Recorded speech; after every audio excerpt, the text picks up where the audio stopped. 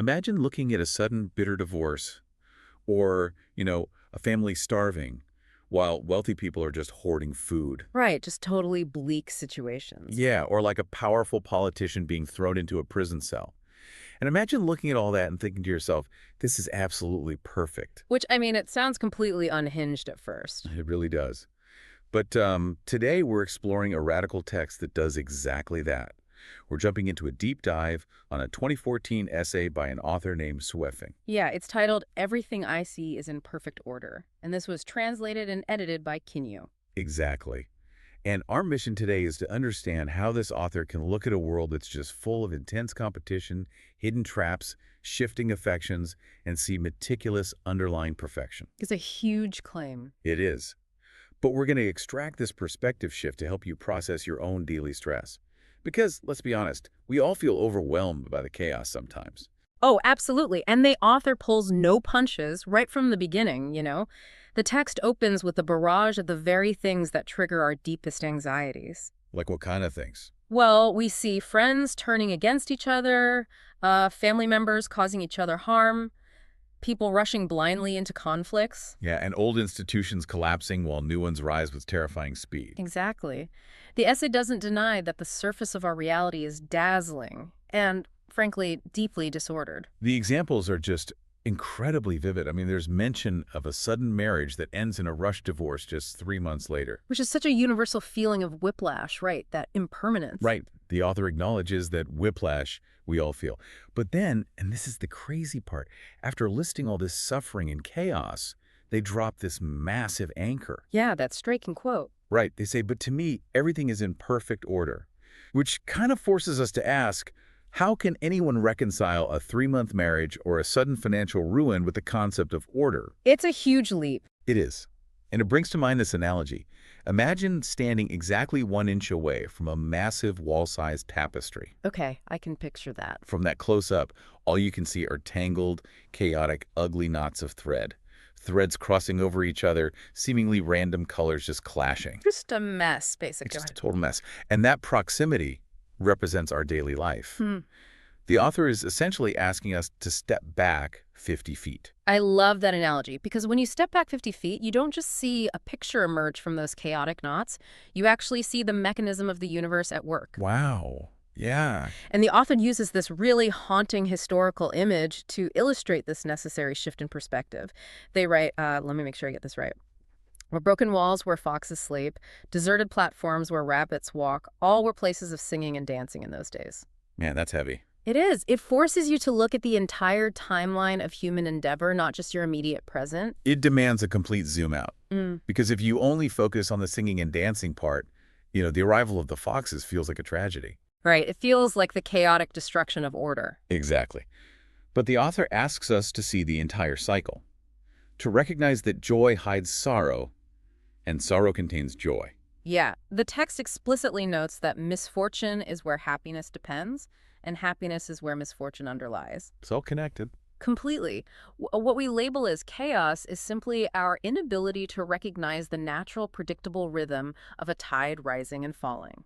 The essay actually asks if human life is like a revolving wall panel, constantly flipping up and down. Right. And if you realize the panel is designed to revolve, the flipping stops being a terrifying surprise. Exactly. But here's the thing. If the world is a giant, perfectly ordered tapestry of rising and falling tides, we kind of have to figure out how much control we actually possess over our individual threads. Which leads right into the whole fate versus human effort debate. Right. The author introduces a massive tension here between our own human calculation and what they call heaven's calculations. And this is where the text directly challenges the modern ego. The author fires off these unanswerable questions like, is success 30% human effort and 70% heaven's will?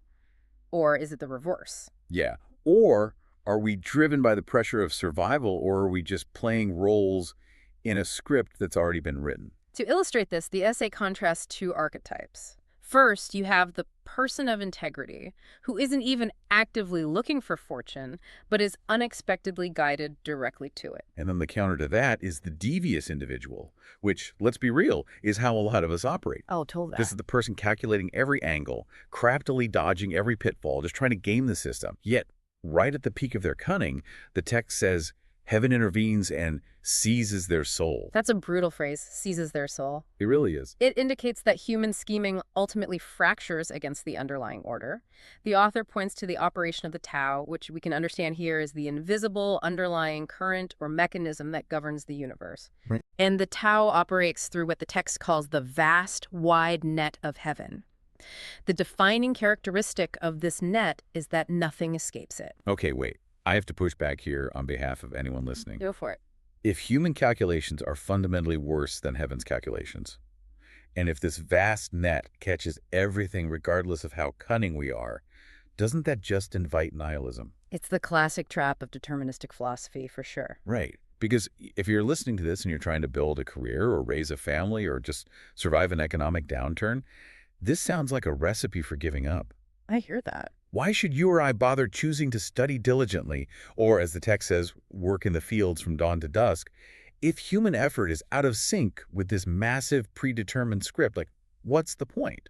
It's a fair question, but the author actually provides a crucial mechanism that proves this isn't fatalism at all. Okay, what is it? The text specifically states that the cycle of cause and effect is precise to the slightest detail. It emphasizes that every thought, action, smile, and moment of anger plays a role. Wait, every smile and every moment of Yes. anger. Think about the physics of that spiritual ecosystem. If the timeline were a completely rigid, pre-recorded movie where nothing you did mattered, your individual thoughts and smiles wouldn't play a role. They'd just be meaningless background noise. Exactly. But the author is describing a hypersensitive, profoundly responsive system. The net of heaven is not a cage that paralyzes you. Oh? It's a web that registers every single vibration you create. The devious individual fails because their effort is entirely out of sync with the true nature of that web. Ah, I see. So by trying to hoard, manipulate, and force outcomes, they create these discordant vibrations that the web ultimately corrects. You nailed it. That's exactly it. So if we have this hypersensitive web that registers our every frustration and joy, and if trying to outsmart it with devious calculation is a trap, what do? We need a different mechanism for surviving.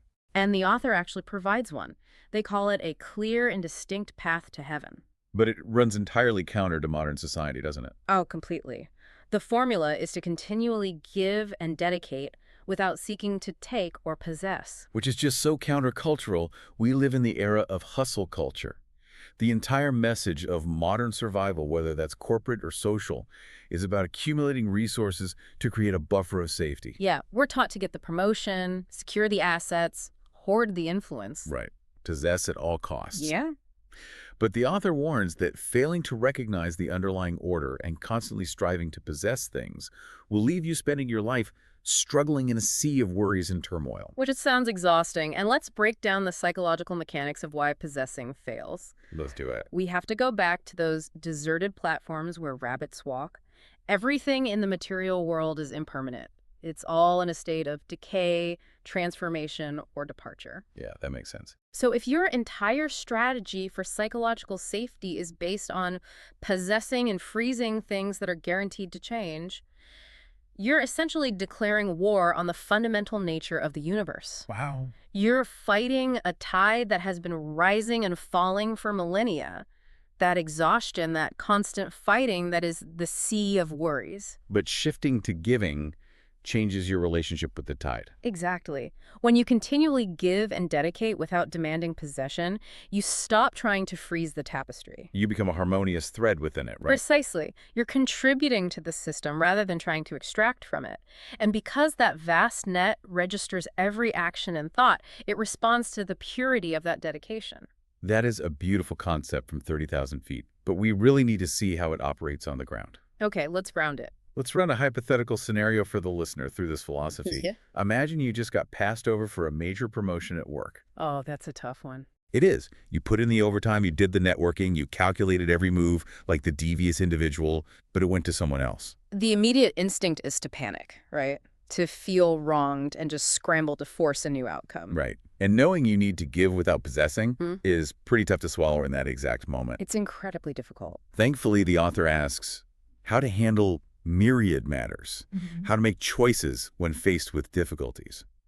And they actually provide a highly specific 4-part framework for this. Yes, the 4 rules. So the first rule the author gives is to go with the flow. The text advises do not force or contrive. Everything has its predetermined course. And the phrase that anchors this rule is that for every situation, there will always be a day of release from imprisonment. I love that phrase. It's amazing. Applying that to our scenario of the lost promotion is incredibly liberating.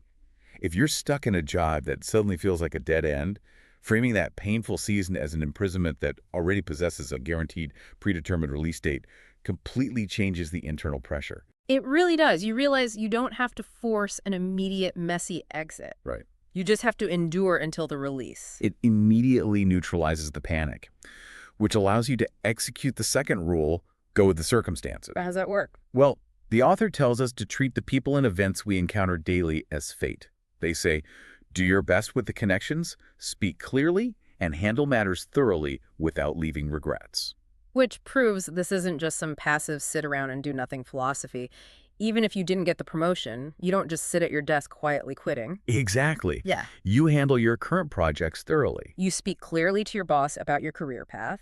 You engage completely with the reality in front of you so that when that day of release finally arrives, you have zero regrets about how you conducted yourself. You manage your local environment meticulously. And that leads to the third rule, which addresses our internal compass. What's the third rule? Go with your nature. The text says to listen to the deepest voice of your soul without weighing pros and cons and without pretending. Okay, wait. Not weighing pros and cons is going to terrify anyone who navigates life using spreadsheets. Oh, for sure. It's completely counterintuitive for a lot of people. But it makes perfect sense if human calculation is fundamentally flawed, like we talked about earlier. Yeah. If your ability to calculate outcomes is limited, then a pros and cons list is really just a document of your own blind spots. That's a great way to put it. You have to rely on something deeper. The author refers to being driven by the Tathagata nature. Tathagata nature. What does that mean in this context? Well, in Buddhist terminology, this points to the unconditioned true nature of reality. But in practical, everyday terms, this is what it feels like to access your core instinct before you layer it with societal expectations, fear of judgment, or financial anxiety. Ah, so it's the authentic, unpretentious drive. Like, if you're pretending to be someone you aren't just to get the next promotion, you're violating this rule. Exactly. You're not going with your nature. Got it. And the final rule is to act when the opportunity arises. Right. The author notes that if the timing is right, you act. But if the timing isn't right, don't get inflamed, but wait patiently. Getting inflamed, I feel like that is the defining characteristic of modern stress. Oh, 100%. We just rage against the fact that the universe refuses to operate on our personal, calculated schedule. So true. So we have these 4 rules. Go with the flow, engage circumstances thoroughly, follow your unconditioned nature, and wait patiently without getting inflamed. It's a solid framework. It is, but the author actually anticipates our skepticism. They ask, if you ask why I guide like this, like, what is the ultimate justification for this entire framework? And their answer is wild. It really is. When I read the answer, my mind immediately went to science fiction, but I'm trying to figure out how it applies to this ancient destiny concept. The text concludes, the reason is in the holograph, difficult to describe, beyond human understanding. The holograph. It's actually the perfect metaphor for the underlying order. Think about how a literal hologram functions. Okay, how so? If you take a holographic photographic plate and cut it in half, you don't get half of the image. You get the entire image, just slightly less defined. We really? Yeah. Every single fragment contains the information of the whole. Oh, wow. Meaning every single action we take contains the entire order of the universe. Precisely. The universe is so profoundly interconnected, that vast net where every smile and moment of anger plays a role, that human intelligence simply lacks the processing power to comprehend the grand design. That makes total sense. We cannot trace the rippling effects of a single lost promotion across the entirety of our lives, let alone across all of human history. Exactly. We can't see the back of the tapestry. Trying to calculate the infinite math of cause and effect would just cause our brains to short circuit. So the author is offering a massive cognitive relief here. They're saying, stop trying to comprehend the infinite. You don't have to play God. Just trust the holograph. Right. Just trust that the perfect order is functioning and execute the local rules. Speak authentically today, handle your daily matters thoroughly right now, wait patiently for the right timing, and give without seeking to possess. I love that. We started this deep dive looking at a world that feels just terrifying. We see a chaotic battlefield of unexpected failures, economic collapse, and rapidly shifting tides. Which creates a reality where we feel immense pressure to endlessly scheme, hoard resources, and calculate every move just to survive. But by stepping back 50 feet, the essay reveals a vastly different landscape, a perfectly ordered system where the chaos is really just the predictable rising and falling of a tide. And the most dangerous action you can take in the system is trying to aggressively force outcomes through cunning calculation, because you're literally fighting the nature of the web itself. Because the net of heaven misses nothing. So the next time you find yourself looking at your calendar or scrolling the news and that familiar, creeping anxiety of survival's pressure takes hold, remember this shift in perspective. Yeah, you do not need to outsmart the universe. Your only responsibility is to follow your unconditioned nature. Thoroughly handle the circumstances placed directly in front of you without regret, give what you can without demanding possession, and wait patiently for the right moments. Your actions are not background noise. Every smile and every frustration resonates within the web. It is a philosophy that asks us to trade the heavy, exhausting armor of calculation for the quiet, enduring strength of alignment. That's a beautiful way to summarize it. Well, before we wrap up, I want to leave you with one final thought drawn directly from the deeper mysteries of this text. The author poses an incredible question at the very beginning. Oh, I know the one. Yeah, they ask, is reality a projection of self-consciousness or the arrangement of heaven? Think about that as you step out into your life tomorrow. It really makes you wonder. It does. If you make the choice to stop aggressively forcing outcomes, if you just act perfectly according to your true, unpretentious nature, what current painful trap in your life might suddenly reveal itself to be a perfectly timed, hidden blessing. When we finally stop fighting the individual threads, we allow ourselves to see the entire picture. Absolutely. Thank you for joining us on this deep dive. Keep questioning the chaos, keep stepping back to see the wider tapestry, and we'll see you next time.